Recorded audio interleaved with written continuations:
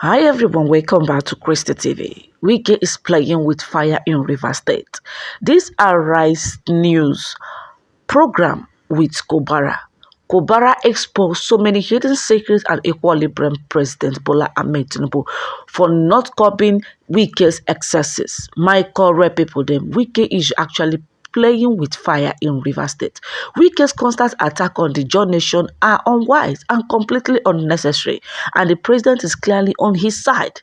This is what Donu Kogbara, the international rights activist, said in this particular interview with Arise News. My correct people, then we all know that recently that Fubara was locked out of House of Assembly when he went to present the 2025 budget. I will allow you guys to watch the video, and don't forget to tell your opinion in the comment section and share. Hello, Charles. Thank you very much indeed for coming in. Thank you for inviting me. Yeah, and I'm very glad that you got here just in the nick of time, as you always do, always on time.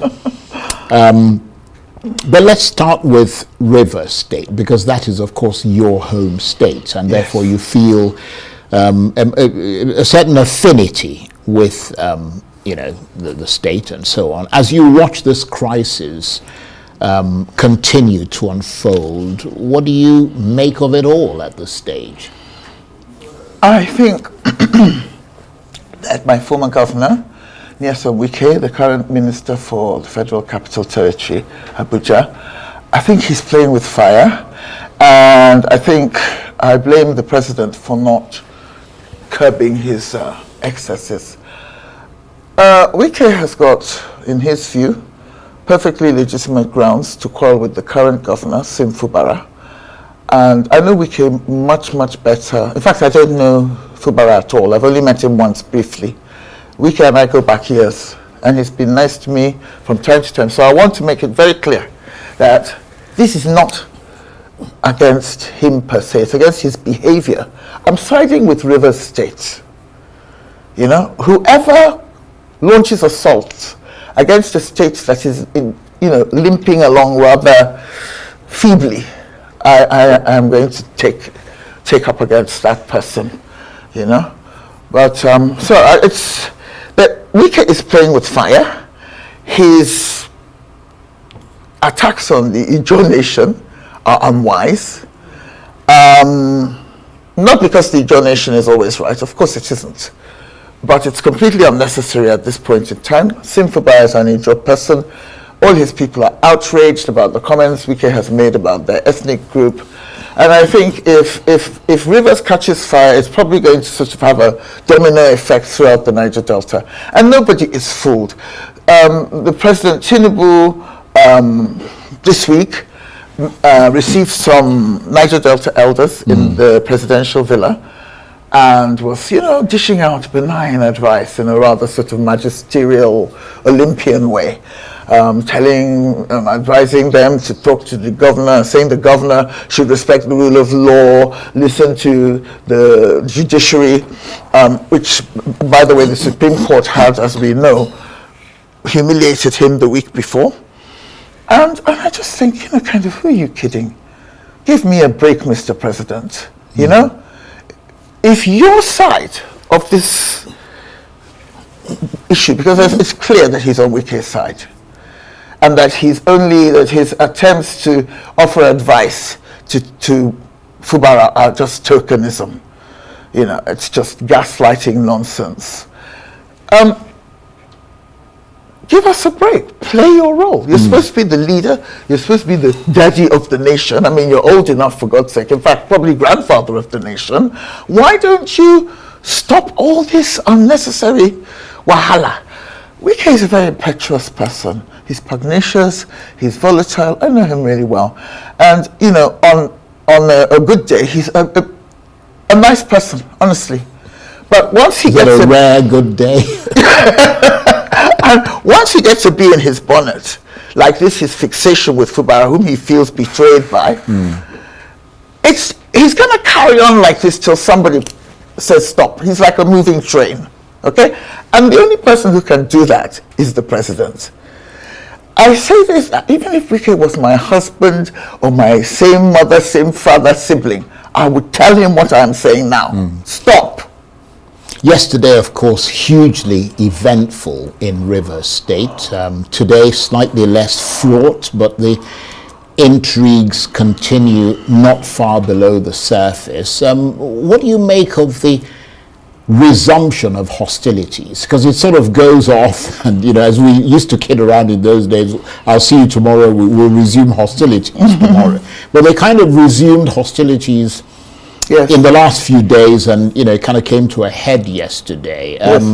What do you think of that very public resumption of hostilities? When the governor went to address the 27 lawmakers and was locked out. Well, I mean, that was just completely out of order. It's rude. It's probably illegal, but it's just unnecessary. And these are 27 people who clearly they left PDP.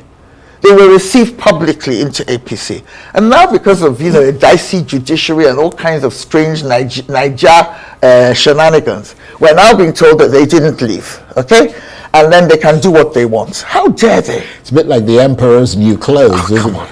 I mean, everybody knows the emperor's starkers. The starkers. But, I mean, people are saying, well, what a jolly nice gown you've got on. And again, I know some of those legislators, like Martins, the speaker, and, got nothing against them personally. In fact, I've always had pleasant interactions with them.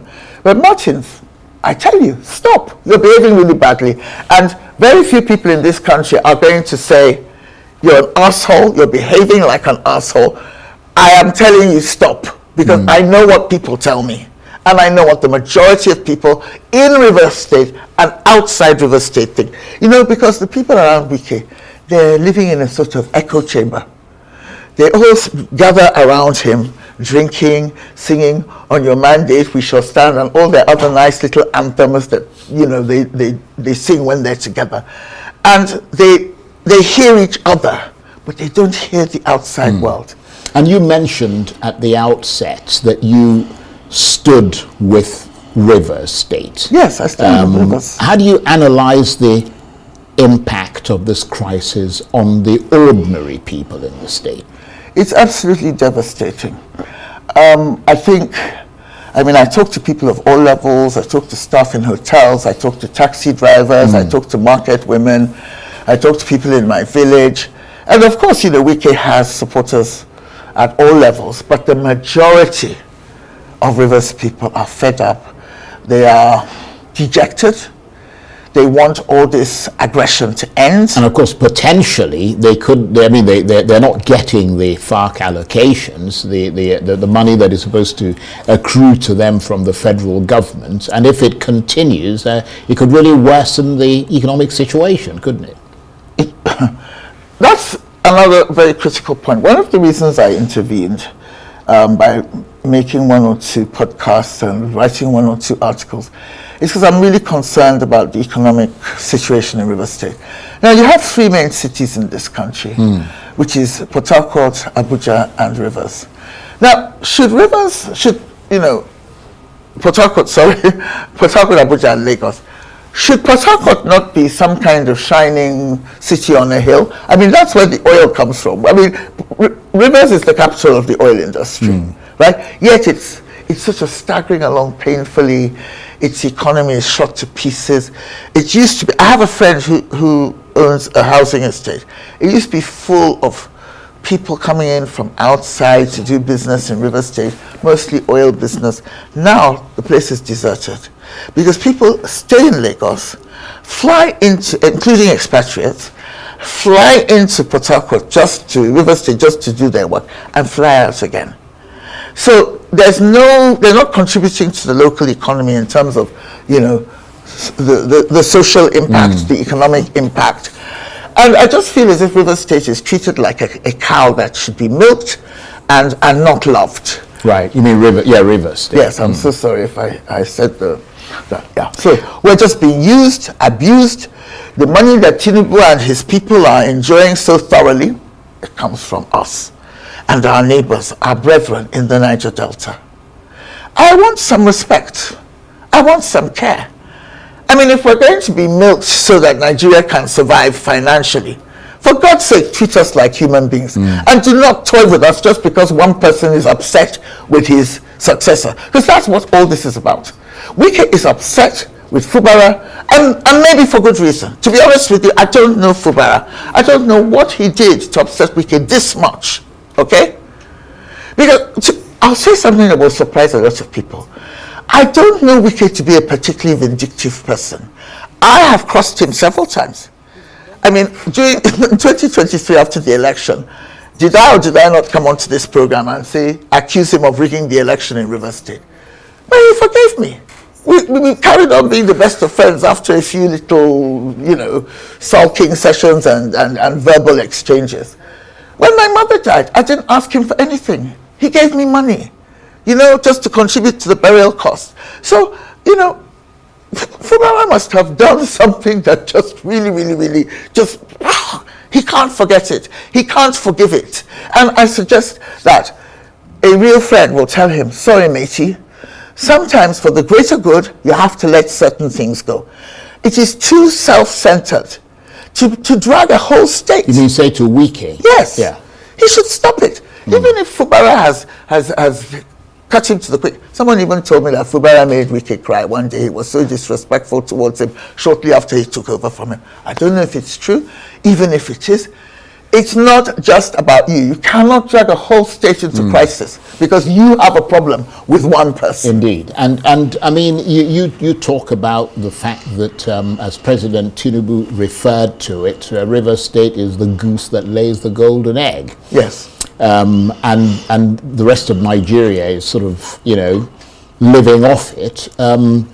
How do you gauge this growing national apprehension about what is going on in Rivers State? Somebody said it is a bit like a political atomic bomb for many Nigerians looking in from the outside in. And you yourself, of course, live in Abuja, where you perhaps are able to feel that pulse. There's a Chinese saying, beware of what you want because you might get it. Okay? So when Wike talks belligerently and bellicose, talk about we will fight in the trenches, we will beat him, we will do this, we will do that. Be careful, because if war starts, you might be surprised that you don't win the war. And even if you do, we're looking at a scorched earth policy. And you are so unpopular. Wike is so unpopular in Rivers State. A lot of people don't have the courage to say so publicly, but you'll be amazed how many people are furious with him, bitter with him. I even have to defend him sometimes. I say, he's not that bad. I know him, you know what I mean? But he is behaving so badly that he's beyond defending at this stage. And I think that, someone said to me, one of my cousins sent me a message today saying, why do you like trouble? Leave these people. The man is 100% backed by the president. They're playing a very dirty game. We are just, there's nothing, we're powerless in the face of their evil machinations. That is Tinubu and Wike. Why don't you let it go? After all, these people. You can even get a land allocation from Wike, a $1 billion contract from. Why? The reason is I have always hated bullies. When I was at school, I was the type of girl who wouldn't let anybody bully the weak children or the younger children. I don't like gaslighting. I don't like intellectual dishonesty. I don't like being patronized. And when Tinubu stands up and says, well, kind of trying to give Sim advice about how to manage the situation, I just think, excuse me, who do you think you are? Yeah, you're the president, but we're not all idiots, okay? So please, do the right thing. A leader is supposed to be cohesive. You know what? Yeah. To add insult to injury, most Rivers people do not believe that Tinubu won Rivers State in 2023. So, if I were him, knowing very well that he probably did not win Rivers State, try and win hearts and minds. Don't, talk rubbish and be lecturing the Sim. I don't know if Sim is a nice person or not a nice person. I don't know him. Right. Well, let's move on from that, because I was going to ask you, really the bottom line in all of this is winning. I mean, that's the way these people see it. Who wins? It doesn't really matter what public opinion is. Public opinion has always gone south from them. I mean, and it's been that way from a long time. I mean, it doesn't matter who it is, away from most politicians. But bearing in mind the latest inflection point from the Supreme Court, which is what has brought us to where we are at the moment in Rivers State, who do you reckon has got the upper hand in that crisis now, Wike or Fubara? Well, Wike and Tinubu, I'm going to start coupling them. Because while Tinubu is trying to pretend that he's on in some lofty position, while Wike, they are together. I would say Wike and Tinubu are winning at the moment. Right. In terms of might is not right, but might holds sway. Okay, sometimes. But I'd say that they have lost the battle of public opinion. A lot of people from the ethnic group I belong to, that is the Ogoni group, are supporting Wike because they think that he will give them the governorship if Fubara is tossed out. Impeached. I think that if I were Wike, Tinubu, and their supporters, I would tread carefully. Nigerians are not known for massive rebelliousness, but they're very unpopular. So I think, yes, to be honest with you, they are winning right now. Sim looks a bit weak. If I were Sim, I would probably adopt a different strategy. I'd probably use different words, but we're all different people. Right. So in the current circumstances, so that we can move on to the next topic, what would be the basis for a settlement? Will it be legal or political? Well, Wike has said that if Sim wants peace, he must, he's given some preconditions. But I don't think Sim can fulfill. I don't think anything Sim does is going to lead to forgiveness from Wike. The president has said that if we want peace, if Sim wants peace, he should follow the rule of law and listen to, dubious judicial decisions. Oh, Charles, I so miss the days when people like your father were the top judges in this country. We never had any whiff of bribery, corruption. There was no manipulation, malfeasance. People like your father and Justice P.K. Mukherjee. What's gone wrong in this country? It's just awful. Well, I'll leave it at that question mark hanging, because we've got to move on to the next topic. That's our second topic of the first half of Prime Time tonight, the emotive issue of sexual harassment in Nigeria. You probably already know that the allegations by Senator Natasha Akpoti-Uduaghan against the Senate President Godswill Akpabio have drawn international attention and lots of noise across the country. The Senate has been forced to send envoys to the UN, both to try to explain the Senate's position, but also to buttress support for itself after the way it's been bruised by Senator Uduaghan's global campaign. And the international multimedia journalist Donu Kogbara is still with me in the studio. Thank you for staying with us. Where do you stand on the story of Senator Uduaghan? Do you think the system in the Senate has failed her, or as some in the Senate suggest, she's the one who's failed the system in the Senate? Well, I think the Senate has failed itself, in the sense that the Senate is definitely receiving more criticism than she is overall. I mean, I monitor the news, I monitor public opinion, and Senator Natasha has more support as far as I can see. But you see, National Assembly was already unpopular. They're already regarded as a bunch of thieving, greedy rogues anyway, so they've made things worse for themselves. I mean, I'm not saying every senator is a bad guy. And let's just say that I know Akpabio and I know his good side, okay? But this matter has been handled really, really badly. I have not commented on Natasha's sexual harassment allegations. First of all, the whole thing about where she was sitting or not sitting, I thought that was rubbish. I couldn't be bothered. When the quarrel started, I just thought, oh, for God's sake, I'm busy. I haven't got time for this nonsense. But then it moved on to sexual harassment. And I thought, That got your goats, did it? Well, two things I would say about it is, look, most Nigerian men in positions of power, including brigads at gates, are sexual harassers by nature. I'm sorry. They're predatory. They're predatory around women. It's not even funny. You know, at each level, they harass women. A brigade might harass a woman who wants to come and sell puff puff in the ministry building. A minister or a senator or whoever or governor will trade favors for and help for sex. So that has been the story of my life, and I think most Nigerian women would agree that it's very commonplace. Well, in the last couple of minutes that we've got, and it's a pity we're running out of time because it's brilliant always talking with you, but I mean, the fact that you mentioned how prevalent this is, I wonder how deep you think the impact of this case will be on that culture that prevails in this country when it comes to sexual harassment of women. Well, people seem to be more aware of it, more outraged by it. I mean, when I was younger and I used to complain about it, I got very little sympathy. It was like, well, you know, kind of just, that's just how that's the way they are, the men here. It wasn't, the men in the UK were not like this. That's where I grew up and spent the first half of my adulthood. I think there's less tolerance for it now. But there's something that really interests me, is why the senior women in the Senate do not seem to be supporting Natasha.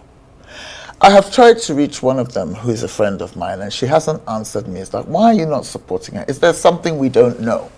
You know? But I guess that there's never any excuse for the type of thing that happened, the suspension. It was like a kangaroo court, wasn't it? You know? And I don't know what to say. I don't think that every woman who jumps up and accuses every man should be believed. But it's very difficult to prove who is. I think some women. But at the same time, they're entitled to have their allegations properly investigated. Yeah, investigated. Yes, I totally agree.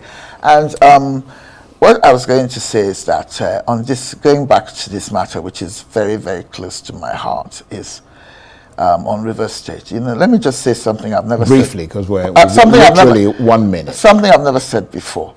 I think it was 2018 or 2019 when Tinubu lost one of his children, I think possibly his oldest son, I think his name was Jide. I was in London with Wike, and Wike wanted to condole Tinubu. I don't know if that was the first time he'd ever met him, but he asked me, he felt that I might be able to help, and he said, how do I reach Tinubu? I hear he's in London. I want to condole him. And I reached Tinubu through a friend of mine who works for Tinubu at that time. And we went to see Tinubu together.